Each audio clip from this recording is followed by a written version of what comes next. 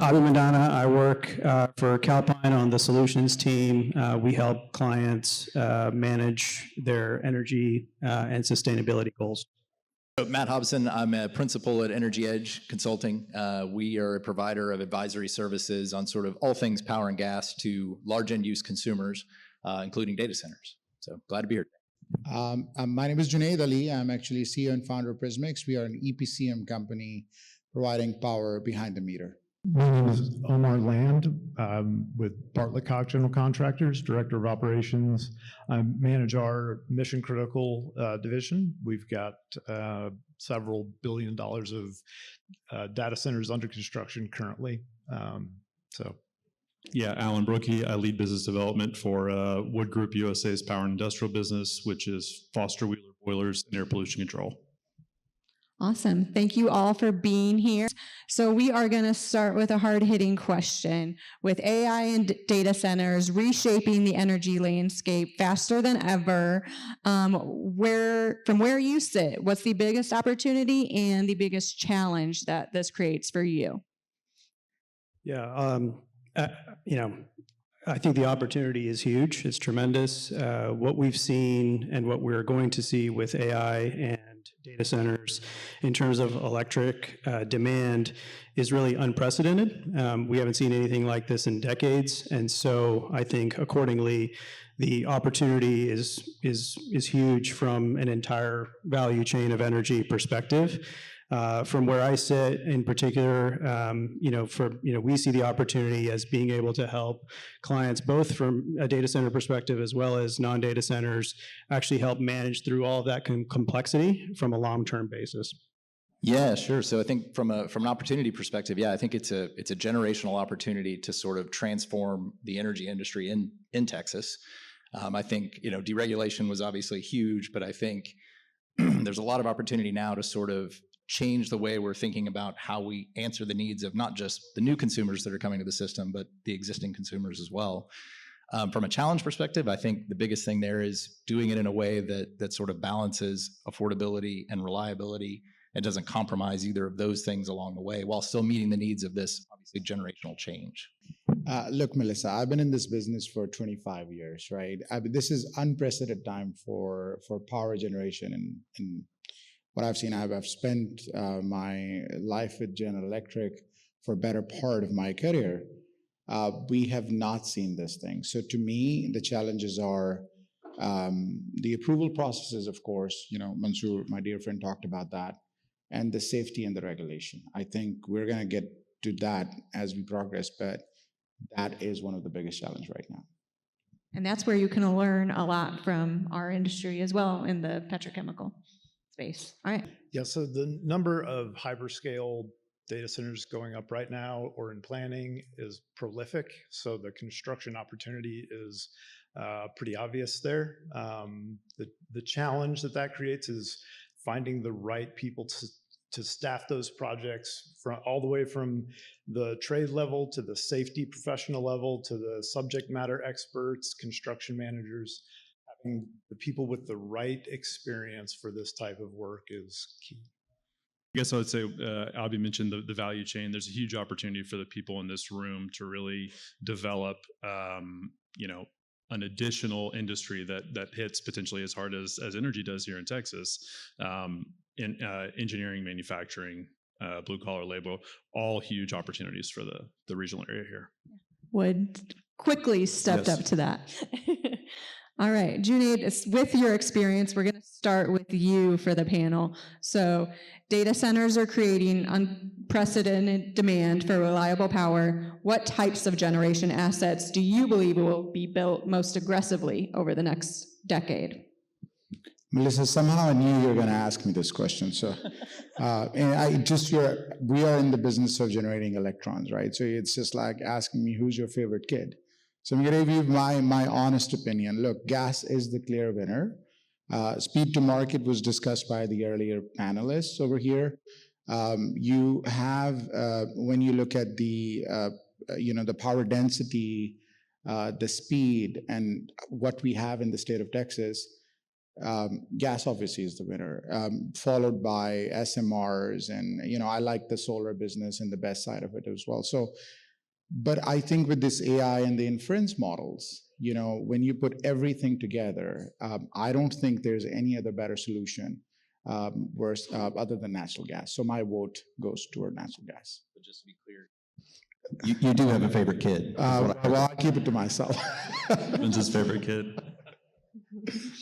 All right. Well, based on that then, are developers prioritizing speed, reliability, sustainability, or simply just getting megawatts online quickly as possible? I think when your works, mine stops. Here, we'll just...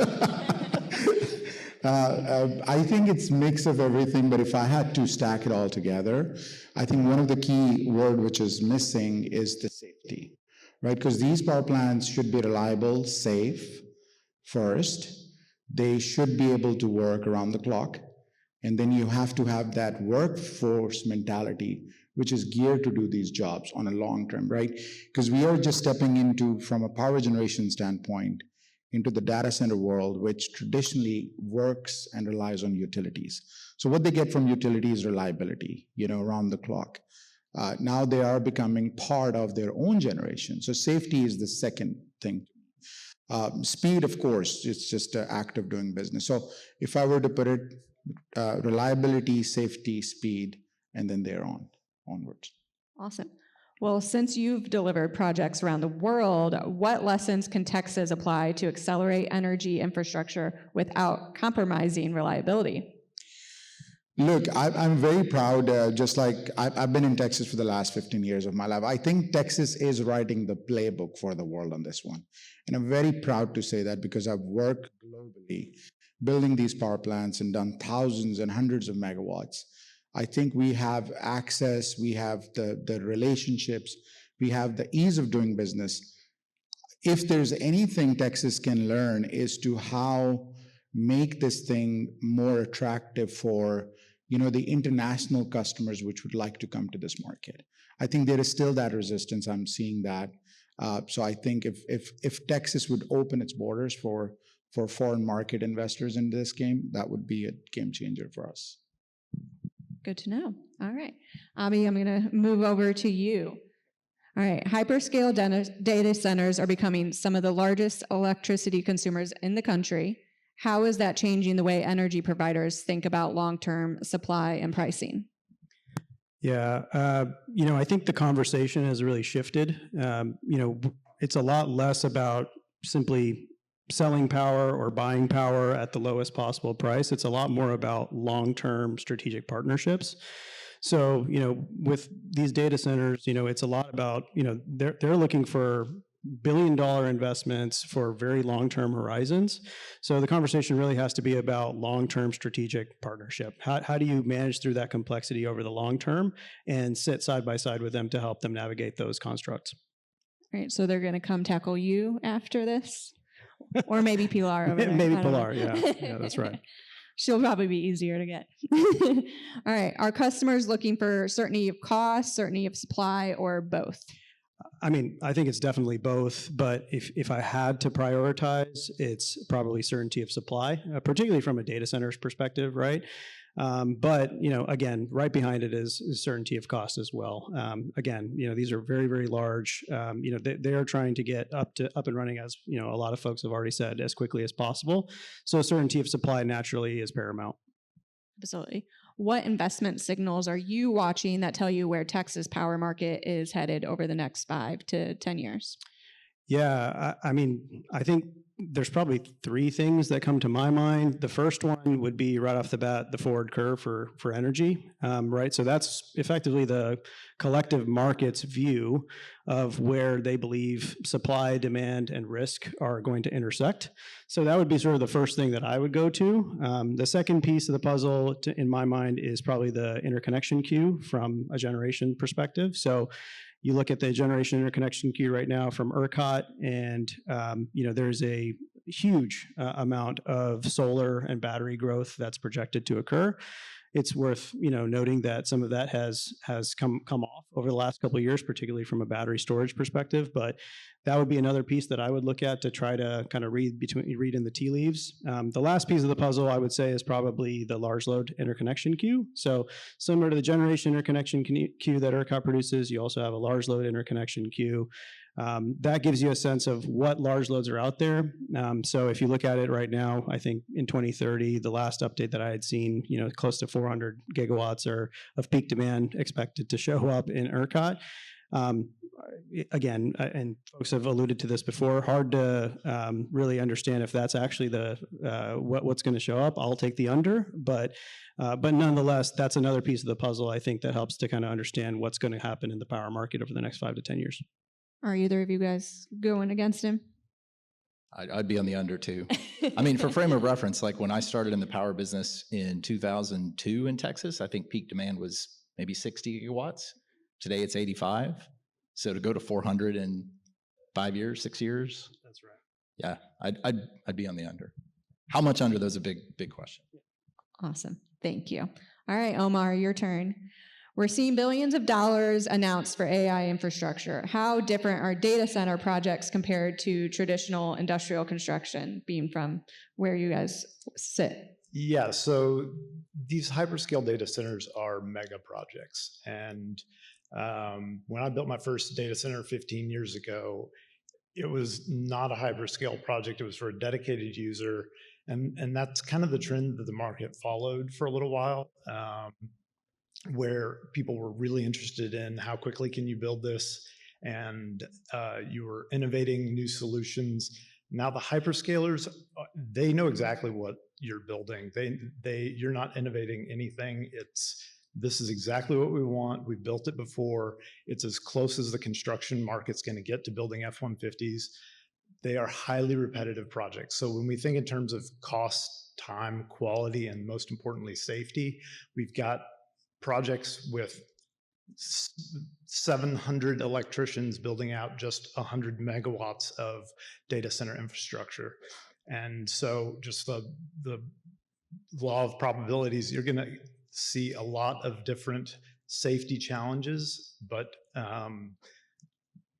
the expectations of the hyperscalers are that you are going to work at an industrial level of safety. So the workforce in this area is especially well attuned to those types of expectations. But for your typical commercial contractor, it really raises the bar. And so there are cost implications that go along with that. Also on the cost side, because these are highly repetitive projects, the developers know what things should cost. They're going to hold you. They have very sophisticated cost management systems. They're going to hold you to those expectations. In terms of quality, again, the repetitive nature of the data center environment means that a very small mistake can become an extraordinarily expensive outcome. Those are kind of the major differences between commercial and industrial, light industrial, and the hyperscale data centers. Awesome. You kind of led me to this, but what are the biggest constraints between labor, equipment, permitting, and speed to market? Yeah, it's labor, 100%. When we've got 100 megawatts of data center under construction, and you're pulling in 1,400 electricians to support at the peak of the manpower, it's just more than any local individual contractor is going to be able to support. And so these projects, you end up having to work out the logistics of bringing people in, flying them in, housing them, transporting them. Our joint venture partner has a hyperscale data center out on the East Coast, and they're busing in 8,000 employees in and out to the job site on a every single day basis. So just the logistics of managing the people and finding the right people who have the right experience at all levels, it really highlights the value of having an experienced partner to undertake these challenges and meet the expectations of the very sophisticated owners that are building these projects. Based on your experience, if investment continues at this pace, how does the construction industry scale to meet the demand? Yeah, I mean, there are not enough young people who are entering the construction industry interested in the blue collar trades. The trends are not in our favor.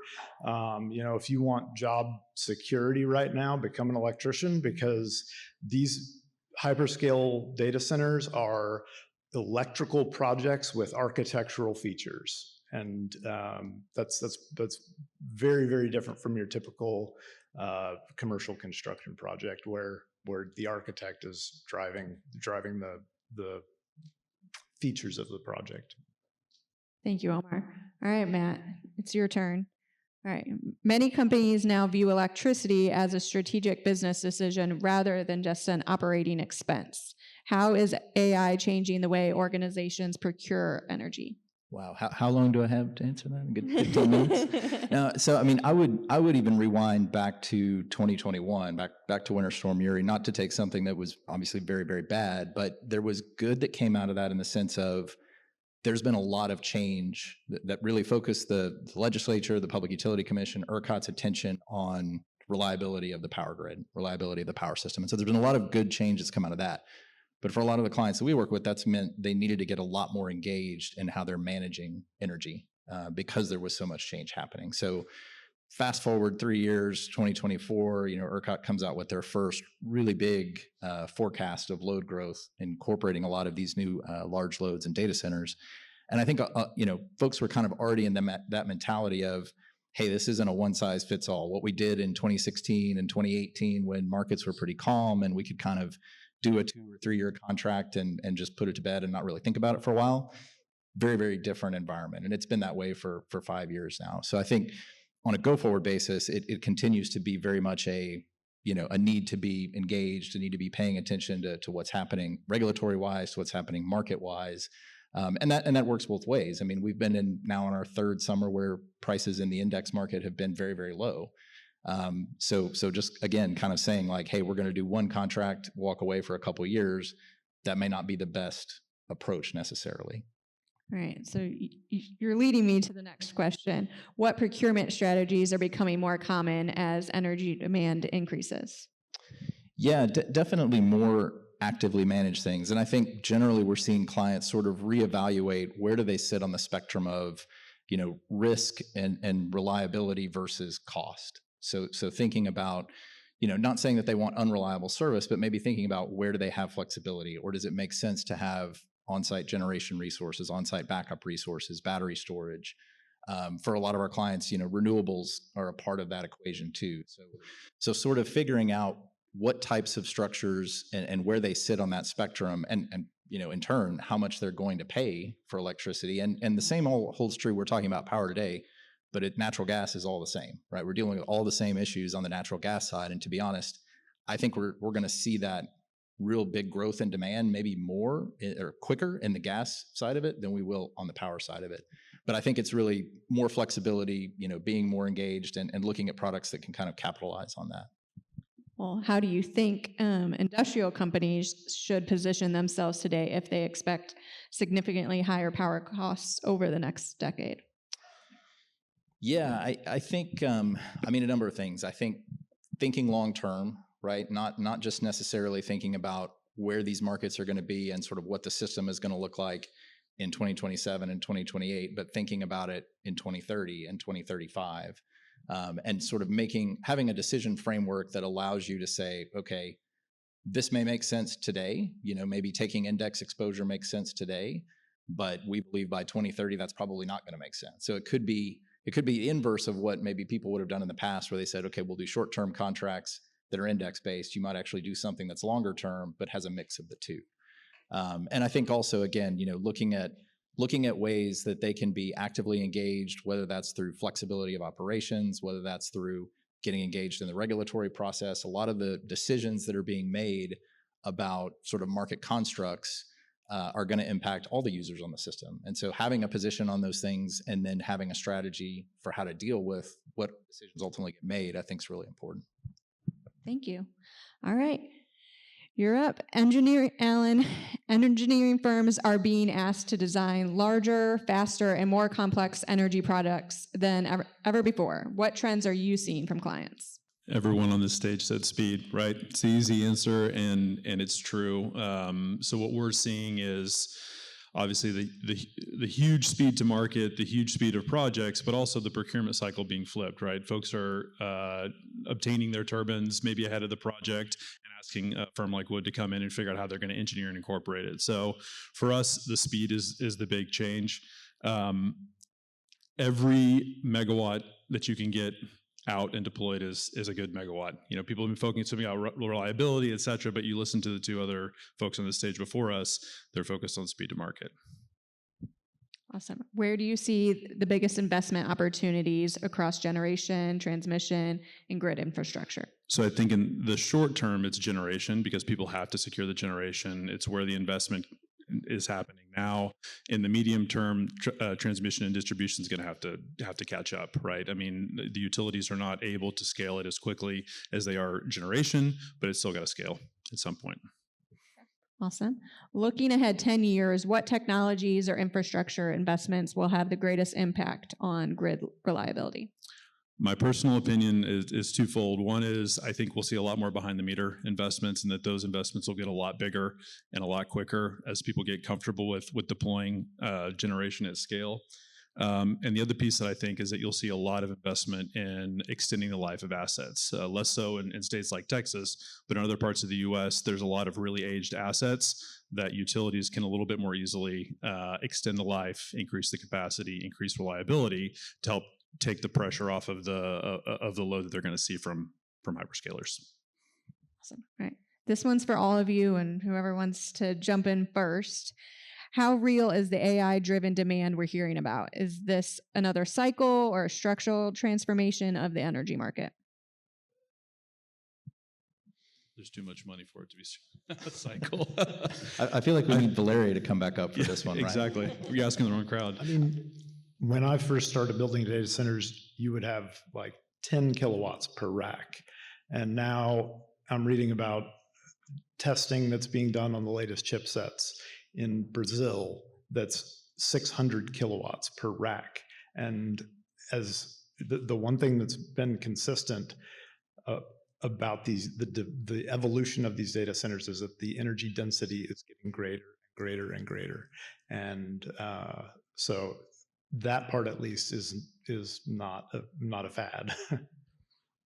This question get asked, and it's just funny because I'm sure people sitting over here, they're either for or against this, but we just had a conversation about rotary phone to space economy. I mean, you tell me, power hungrier data center, more generation asset booked in the next 5 years, what I've seen in my entire career. There are Magnificent Seven, whose whole economy is built on this whole thing. So I don't think it's going to go anywhere anytime soon. What I do believe is that where I'm actually excited about is what other economies this science will open up. So I'm for it, to be honest. Yeah, I mean, I would agree. I definitely think it's real. I think the magnitude for sure matters. I think the unknown that's hard to predict is, you know, you think about general rule deficiencies of chips, right? They get double the efficient or double the output, double the compute power every 18 months. So build all these data centers and the technology really keeps up with that sort of pattern. That will be really challenging for the power industry to kind of keep up with that massively fluctuating demand. So I think, you know, but on the other side of that is the demand for compute. So if the demand for compute doubles every 12 months, like we're going to still be in this cycle. It's just a question of how long does that go on. So definitely real, but magnitude's the question. Yeah, I absolutely agree. We kind of talked about this a little bit a few questions ago, but you know, structurally, it's very, very real. If you look at what's happening in Virginia, for example, you know, Data Center Alley, that's real load growth. They are dealing with significant congestion over there. It is a real structural issue over there, right? I think in Texas is right behind Virginia when it comes to data center growth. And then right behind that, I think, is Illinois and Ohio. So all of these existing data centers, all the forecasted additional data centers that are coming, they're going to be coming to Texas and Virginia and those other states. Awesome. Thank you all. All right. That was more of a, somber perspective. Where do you see the greatest investment opportunity over the next decade?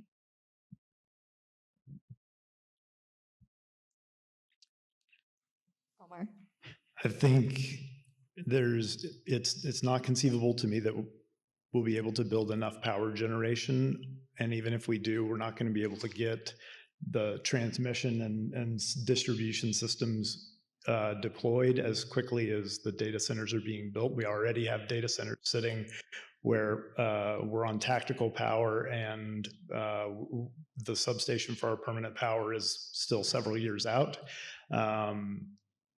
So I think the on-site generation concept and or energy management systems that will allow load shedding on a grid scale to manage demand in an intelligent and effective way is probably where I would spend my money. I think I'm going to put this answer in a different way, right? So to me, power data center is a match made in heaven. But where the next investment cycles are going to come is what it unlocks. What it unlocks is a better healthcare system, more defined sciences, right? Whether it be minerals and mining to finding new substances or joining new elements together to give maybe better turbine out there. I mean, this is the world I see. Like, how can we have a turbine which is more efficient? You see, so the investments are going to go toward the sciences part of this data amalgamation. That's that messaging Chad was talking. That's pretty good. It's a good message, right? I would say, I think, 10 years sounds like a short period of time, but I think in terms of where we are with AI, that's probably multiple lifetimes. So I think it will be sort of, you'll have phases. I think early on, and I alluded to it earlier, I think you might actually see natural gas infrastructure being sort of the best play because all of that on-site generation is going to need gas. And I think you've got other factors there like LNG exports and other things that are driving growth and demand for gas. I think maybe the next, call it 3 years, sort of the middle, it's power generation, it's probably transmission, and those two probably continue for the back half, in my mind. Yeah. You guys are all kind of touching on it and saying it without saying it. What is the biggest bottleneck that you think we're having? I'll take a stab at it. I think it's the complexity of, and we've talked about it a little bit, but it's going from a world that's, ERCOT used to deal with probably 3-4 gigawatts of new load interconnection requests a year, and that's probably generous. It was much less than that 5 years ago, 10 years ago. So I think the complexity of that, plus now dealing with lots of interconnection requests for new generation, figuring out how to study all of that simultaneously, figuring out how to coordinate all of that simultaneously, put the market constructs in place such that you get all of that load and all that generation onto the system in a way that, again, doesn't compromise reliability or affordability. That's probably the biggest bottleneck is getting all of that coordination done, because that has to be done across the industry. It's not just ERCOT, it's the utilities, it's the generation companies, it's the loads themselves. So there's a lot. Yeah, I generally echo that. I would say, any of the infrastructure required to be able to actually physically deliver power to all of this large load, that's going to be the bottleneck. Transmission lines, substations, all of the stuff that's actually needed to happen, right? Data centers can get online at a fraction of the speed that it takes to build transmission lines and that it takes to build substations, right? So the supply constraints there, as well as the permitting, everything else takes a lot longer to do. So I think naturally that's a bottleneck that needs to be resolved. I think, Melissa, the utilities have to really rethink the strategy, right? The queuing system, and Mansoor, don't take it in the wrong way, but 18 months worth of wait. How can we deploy faster methodology to get the queuing better, faster? And I get it. I get their side of the story as well. You cannot have a large load connected with jeopardizing the rest of the infrastructure. So yes, transmission development, generation online, and then material shortages is a big thing. When we talk about the emission regulations, permitting, We have, Alan and I were just discussing, there's a huge shortage of SCRs right now. So it's not just one side of the business which is, a bottleneck. You can't just pinpoint that's the reason, but it's multiple factors. Awesome. All right. So as Texas is wanting to become the new best and greatest state to do this, what competitive advantages does Texas have, and what could threaten that position? I'll take a stab at that.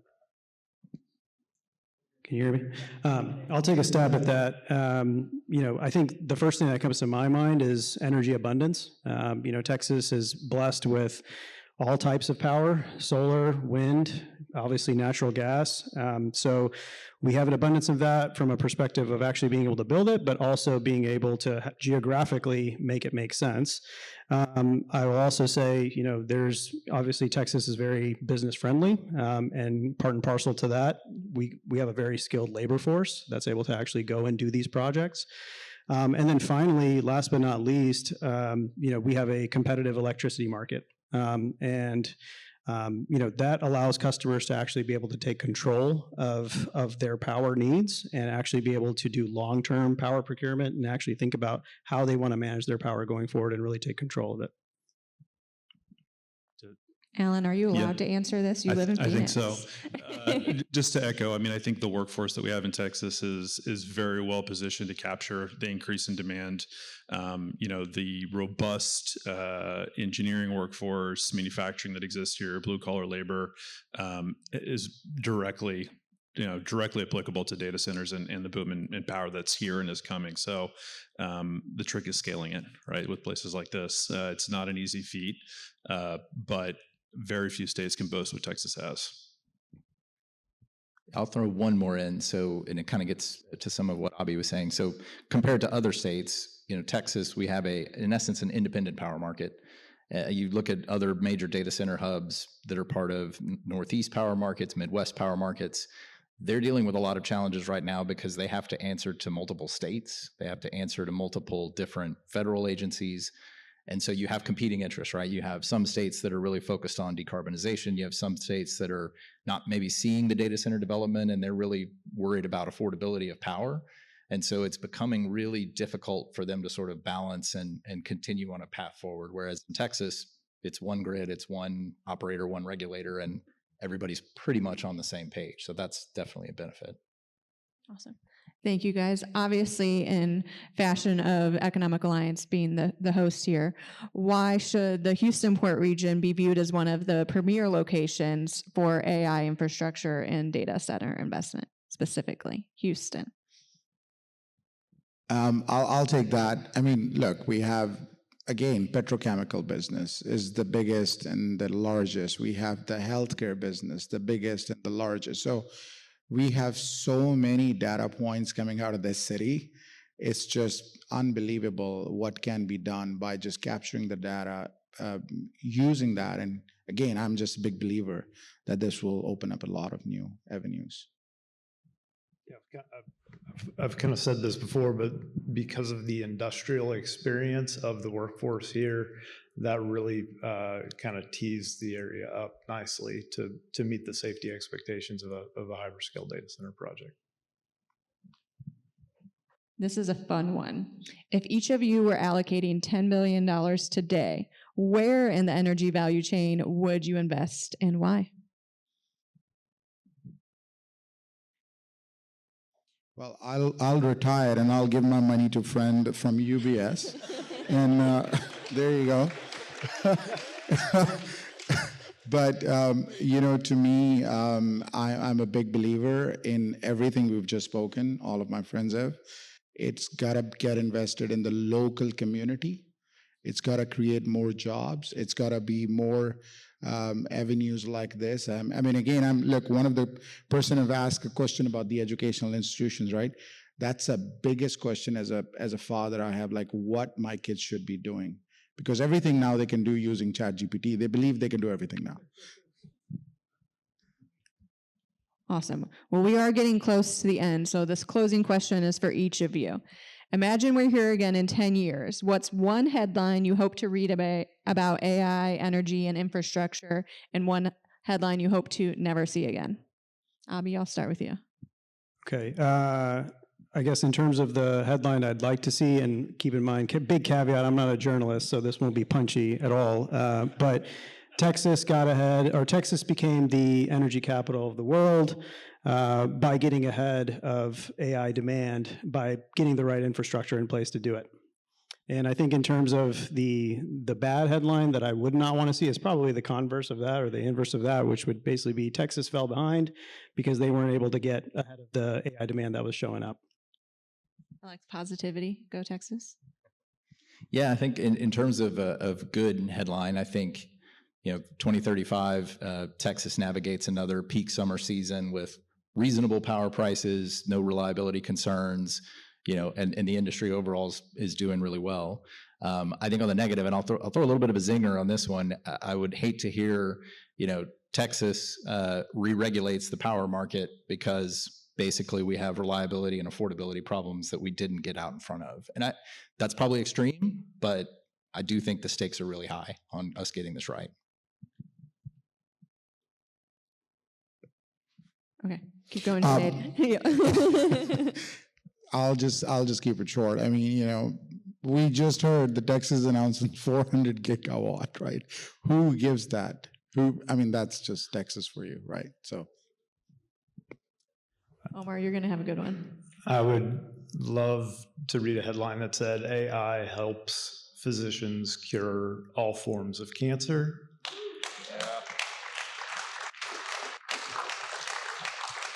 I would be very disturbed to read a headline that said machines complete construction of first hyperscale data center.